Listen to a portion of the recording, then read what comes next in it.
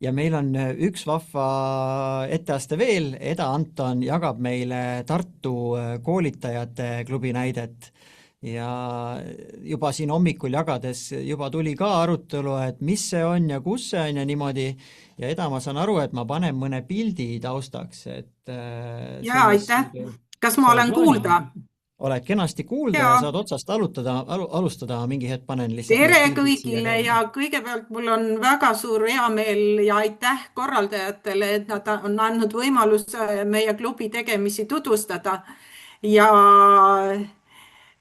me oleme kokku saanud juba 10 aastat ja räägin samuti jälle selle struktuuri järgi, mida korraldajad ette andsid.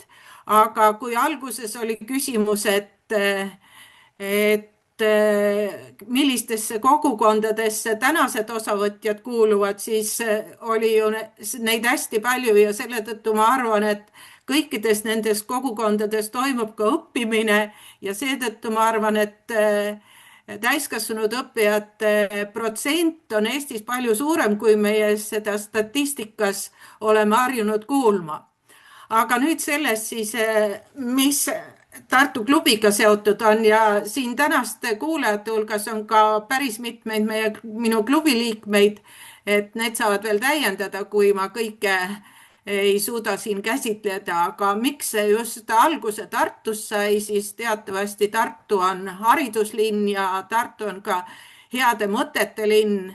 Ja sel ajal, kui me klubi lõime, oli juba elukestva õppe idee kindla koha saanud ja kuna Tartus on palju koolitusvõimalusi täiskasvanutele, siis oli ka päris palju koolitajaid, kes täiskasvanud koolitasid, aga üks põhimõte, millest me kohe alguses lähtusime, oli see, et teisi õpetada peab ise kõigepealt hästi palju õppima. Ja kõigest sellest tulenevalt tekkiski 2015. aastal Marika Kaasikul, Sigrid Taruväljal ja minul idee kutsuda Tartus koolitajad kokku ja asutada koolitajate klubi. Aga me enne tutvustasime seda ideed ka Andrases, kelle liikmed me kõik olime ja Andras oli kohe meid nõus ka toetama. Samas pean ma ütlema, et ega see ei olnudki päris klubi algus, vaid see oli juba klubi teine tulemine Tartus. Kui ma töötasin Tartu linnavalitsuse haridusosakonnas 1995. kuni 2002. aastani, siis Tartu õppekeskuses korraldati täiskasvanutele erinevaid kursusi, mida siis viisid läbi erinevad koolitajad, aga oli selge, et elukestva õppe põhimõtted olid muutunud sel ajal juba hädavajalikuks ja koolitajad vajasid ka teadmisi ja oskusi, et täiskasvanuid õpetada. Me saime Jüri Kinteriga tol ajal siis aru, et need õppekeskuse lektorid vajavad koolitust ja nii me organiseerisimegi tol korral täiskasvanute koolitajate klubi esimese siis Tartus, kuhu kuulus 2001. aastal 37 koolitajat ja nende koolitajateks omakorda olid professorid Ülo Vooglaid, Talvi Märja, Larissa Jõgi ja nii edasi ja nii edasi. Ja see klubi tegutses siis umbes 3 aastat ja seda toetas Tartu linnavalitsuse haridusosakond ka. Nüüd aga sellest, mis siis selle meie 10 aastat kestnud klubi eesmärgid on, miks me seda üldse tegema hakkasime. Et esimene eesmärk, mida me ka Andrasega kokku leppisime, oli, et see on koolitaja kutse propageerimisega seotud.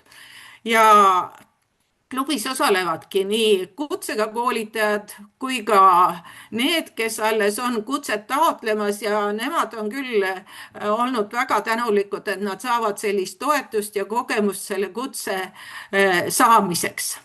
Teine selline eesmärk on olnud meil koolitajate professionaalsuse arendamine ja need klubis arutatavad teemad on enamasti olnud just suunatud koolitajate kompetentside tõstmisele ja arendamisele ja neid teemasid 10 aasta jooksul on küll väga palju olnud, et need on olnud nii digipädevustega seotud kui ka viimasel ajal AI kasutamisega ja ka siis koolitusmeetoditega ja me oleme tavaliselt on koolitajateks olnud meie oma klubi liikmed, aga mõnikord me oleme kutsunud ka tarku inimesi väljapoolt ja siis, et selle kaudu saada infot ja uusi teadmisi. Sageli on meie klubis olnud ka haridusministeeriumi esindajad,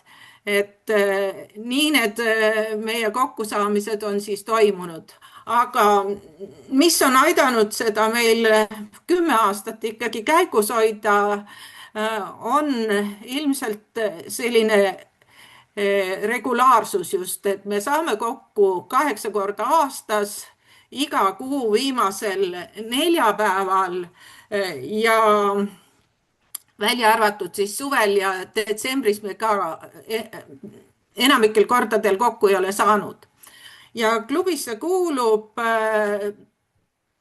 niisuguseid aktiivseid liikmeid on meil 20, kes tavaliselt kokku saavad, aga nimekirjas on üle 40 koolitaja, kes siis aeg-ajalt ka meie klubi koosolekutel osalevad. Kindlat plaani meil ka ei olegi olnud üldse aasta peale, vaid need teemad on tulnud just elust enesest ja siis me koos otsime sellele teemale, kes on eestvedaja ja kes on siis see koolitaja ja nii edasi. Ja mis meie veel oleme teinud, oleme panustanud ka Tõnni korraldamisse, et üheks traditsiooniks on olnud ka meie klubisse kuuluvate koolitajate tunnustamine Tõnni raames, et nii oleme esitanud tunnustamiseks Tiina Leoskit ja Ülle Mugu ja Veiko Ani ja Anu Vaagenit ja Raili Laasi.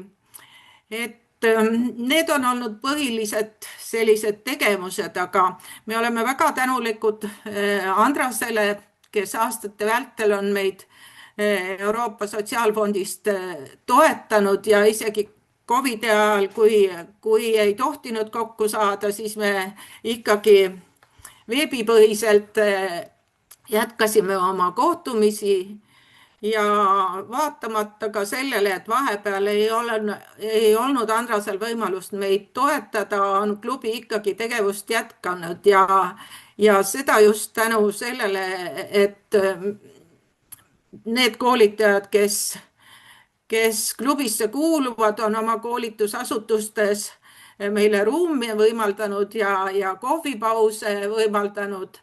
Ja seejuures ongi mul suur tänu Täiskasvanute Gümnaasiumile ja koolituskeskusele Ideeturg ja Reitingule.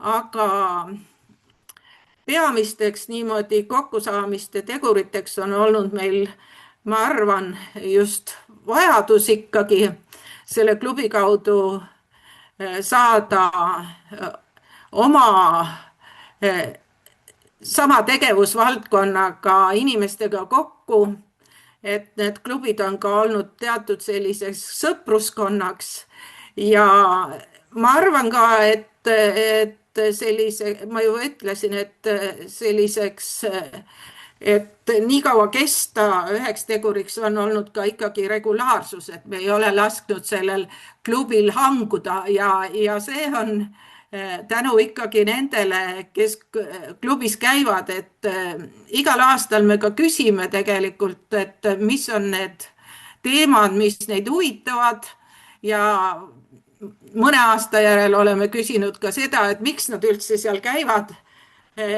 Aga peamine on ikkagi see, et nendel on olnud seni vajadus ja rõõm seal klubis käia ja kuna see elukestva õppe puu on oma juured juba nii sügavale ajanud, siis meil on väga raske seda ka peatada üldse.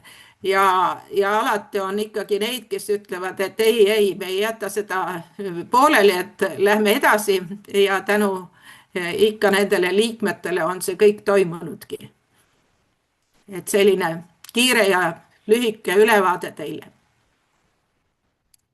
Ja kus on need, kui keegi nüüd kuulas ära ja ta on siin Tartuga piirneb, kuidas ta saab klubi üles leida, kas Facebooki lehe kaudu või muul moel? Tegelikult on meie koordinaadid olemas Andrase kodulehel ja meil on ka oma list tegelikult, et kus me siis infot jagame ja siis ka iga kord väikse kokkuvõtte sellest, millest koolitusel on juttu olnud, nendele anda siis, kes parasjagu kohale ei ole saanud tulla.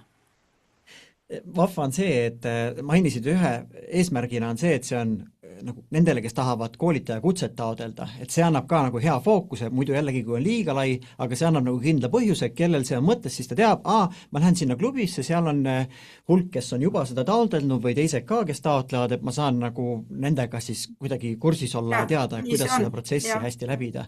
Et see selline nagu funktsioon või eesmärk on alati hea, kui see eesmärk nagu ära kaob, siis peab pakkuma lihtsalt nii huvitavaid kohtumisi iga kord, et inimene nagu jätkaks, aga mis on see võti muidu, et ma kujutan ette, et kui ma seda pilti nüüd korra uuesti näitan, et siin on juba kutsed enamasti käes, aga mis toob nad tagasi? No ikka see kogukonna tunne, ma arvan, ja see identiteet, et ma kuulun nende hulka, kellel see kutse on või kes kutset taotlevad ja see on see, mis on kokku toonud ikkagi ja kuigi need kooskäijad on ju ka omavahel konkurendid, need koolitajad, on nad ikkagi saanud uusi ideid sealt klubist ja on saanud ka endale uusi koolitajaid omavahelisest vestlusest ja see on meid koos hoidnud. Ja üks küsimus on kommentaariumis, ma korrigeerin, algupärane küsimus Enelt oli, et miks on klubilise tegevuse liikmeskond ainult naised, aga vaatame pildil lähemalt, tuvastame, et on siiski mehi ka ja loomulikult esireas ei maksa ürit ka unustada, et millest selline osakaal või see ongi tegelikult äkki nagu, kas ongi suur osa koolitajaid naised, kas see peegeldab hästi nagu meie demograafiat? Mina arvan, et see peegeldab ja nii nagu ennegi juttu oli, et koolituses ju osalevad ka põhiliselt naised, ega mehi on ju keeruline saada.